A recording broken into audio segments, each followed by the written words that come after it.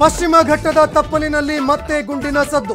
ಅರಣ್ಯ ಪ್ರದೇಶದಲ್ಲಿ ಪೊಲೀಸ್ ನಕ್ಸಲ್ ಮುಖಾಮುಖಿ. ಕಾರ್ಯಾಚರಣೆ ವೇಳೆ ನಕ್ಸಲ್ ಮುಖಂಡ ವಿಕ್ರಮ್ ಗೌಡ ಎನ್ಕೌಂಟರ್ಗೆ ಬಲಿ. ಬೆಳಗಾವಿ ಅಧಿವೇಶನದಲ್ಲಿ ಸರ್ಕಾರ ಕಟ್ಟಿಹಾಕಲು ವಿಪಕ್ಷಗಳ ಪ್ಲಾನ್.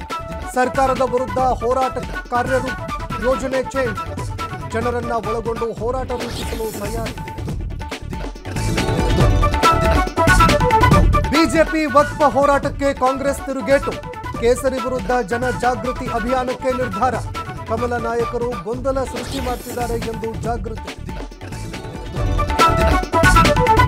ಆಪರೇಷನ್ ಕಮಲ ಚರ್ಚೆ ನಡುವೆ ಸಚಿವ ಸ್ಥಾನದ ಕೂಗು. ಸಚಿವ ಸ್ಥಾನ ಬೇಡಿಕೆಯಲ್ಲ, ನನ್ನ ಹಕ್ಕು ಎಂದ ಶಾಸಕ ನರೇಂದ್ರ ಸ್ವಾಮಿ.